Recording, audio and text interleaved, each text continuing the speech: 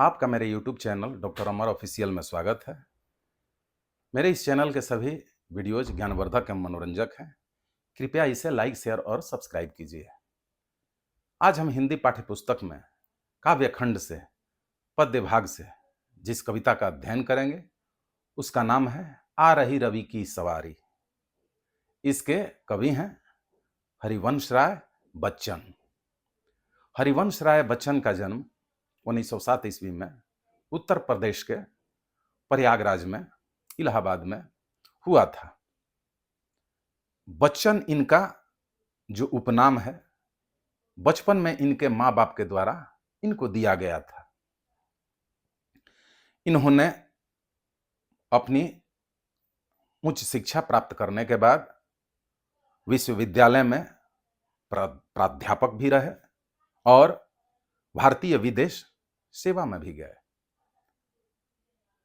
इन्हें कई देशों की यात्रा करने का अवसर भी मिला, कई जगह व्याख्यान देने का मौका भी मिला और अपने ये साहित्य साधना में भी लगे हुए थे।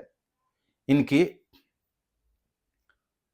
प्रमुख कृतियों में मधुशाला, मधुबाला, निशा निमंत्रण, एकांत संगीत, क्या भूलूं क्या याद करूं इत्यादि प्रमुख हैं। प्रस्तुत कविता आ रही रवि की सवारी इनकी कविता संकलन निशा निमंत्रण से ली गई है और इन्होंने ये कविता अपनी पहली पत्नी श्यामा के निधन के पश्चात लिखी थी। जब इनकी पहली पत्नी का देहांत हुआ, स्वाभाविक है उस दुख में दुखी थे, अंदर तक हिले हुए थे। फिर अपनी कविता की पंक्तियों को रचकर उस माध्यम से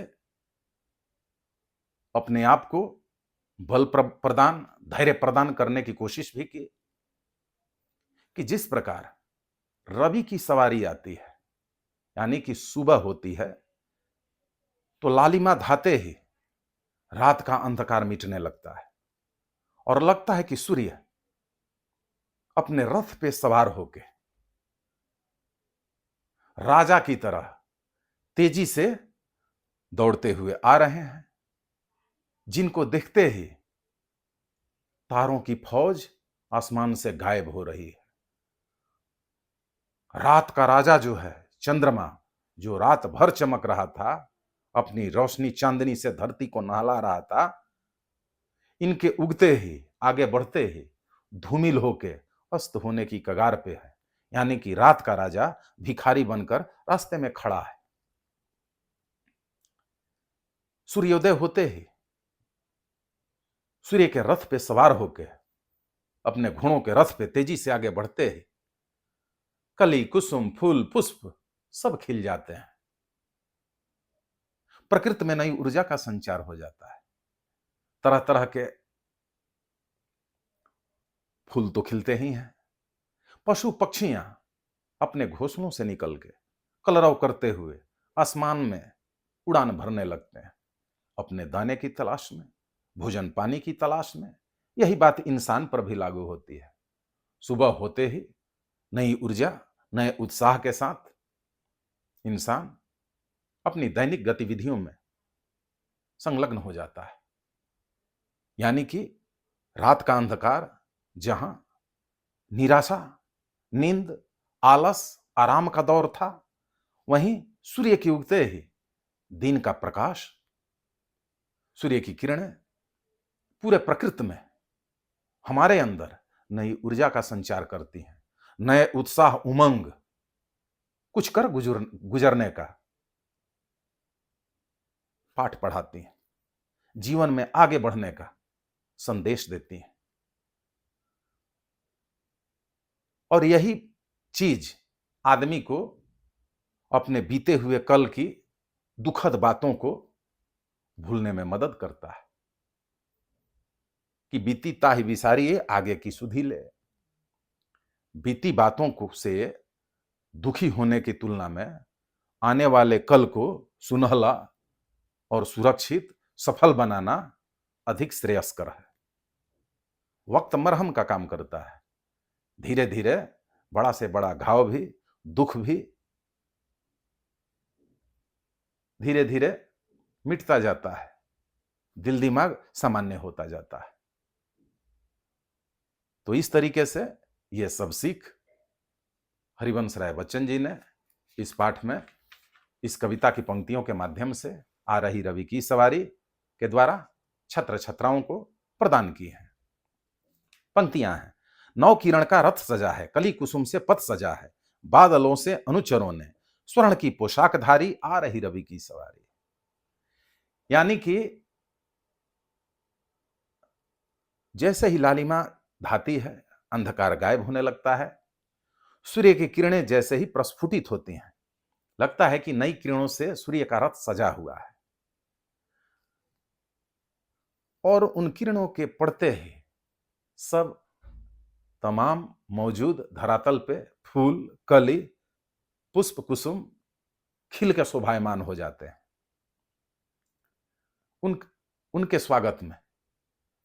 और जैसे ही ये किरणें बादलों के ऊपर पड़ती हैं, तो सुबह की केसर के रंग की लालिमा लिए हुए इन सुनहली किरणों के पड़ते ही लगता है कि बादल अनुचर की तरह स्वर्णिम रंग के, केसर के रंग के, सुनहले केसरिया रंग के पोशाक धारण किए हुए हैं, जब हमारे सूर्य की रवि की सवारी आ रही होती है। अगली पंक्ति में विहग बंदी और चारण गा रहे हैं कीर्ति गायन, छोड़कर मैदान भागी तारकों की फौज सारी, आ रही रवि की सवारी। कि सूर्योदय होते ही चाहे वो पक्षी हो, बंदी हो, या राजा के दरबारी गायक हो, कवि हो, संगीतज्ञ हो, सब जो है कृति गायन में संलग्न हो जाते हैं। और सूर्य के उदय होते ही आकाश में जो रात में भरे पड़े थे अनगिनत तारे, उन तारों की फौज गायब हो जाती है। सूर्य के प्रकाश के चकाचौंध में वे नजर नहीं आते हैं, क्योंकि सूर्य की सवारी जो निकल गई है। अगली पंक्तियां। चाहता उछलूं विजय का, पर ठिठकता देख कर यह, रात का राजा खड़ा है राह में बनकर भिखारी, आ रही रवि की सवारी।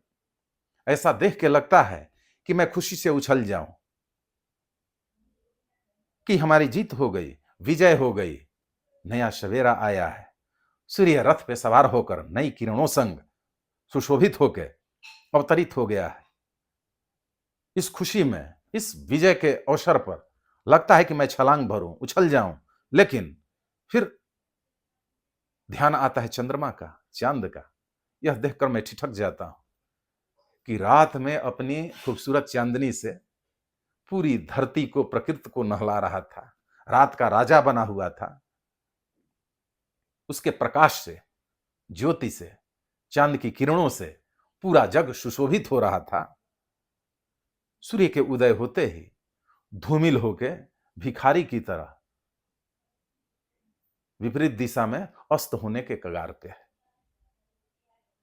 तो इस तरीके से इस कविता में हरिवंश राय बच्चन ने सूर्योदय होते ही सूर्य की सवारी को, रथ की सवारी को जो स्वागत किया है, प्रकृति में होने वाले परिवर्तन को, चीजों को बयां किया है, वो हमें एक नया ऊर्जा, उत्साह, उमंग संचार करती हैं, जीवन में आगे बढ़ने का उपदेश देती हैं, जीवन को सफल बनाने का पाठ पढ़ाती हैं। अब आगे इस पाठ के एक प्रश्न में इन शब्दों के पर्यायवाची शब्द लिखें। ये शब्द हैं रवि। रवि का पर्यायवाची शब्द है सूर्य, सूरज, दिनकर, भास्कर। फिर एक शब्द है कुसुम। कुसुम का पर्यायवाची शब्द है फूल, पुष्प, सुमन। फिर एक शब्द है स्वर्ण। स्वर्ण का पर्यायवाची शब्द है सोना, कंचन, कनक। अगला शब्द है विहग। विहग का पर्यायवाची शब्द है पक्षी, चिड़िया, खग। अगला शब्द है रात। रात के पर्यायवाची शब्द हैं रजनी, रैन, रात्रि, निशा। तो इस प्रकार इस प्रश्न के बाद फिर इस पाठ के शब्द निधि में कुछ कड़े शब्दों का अर्थ देखते हैं, उनका अवलोकन करते हैं। अनुचर का अर्थ है दास या सेवक। विहग, विहग का अर्थ है पक्षी।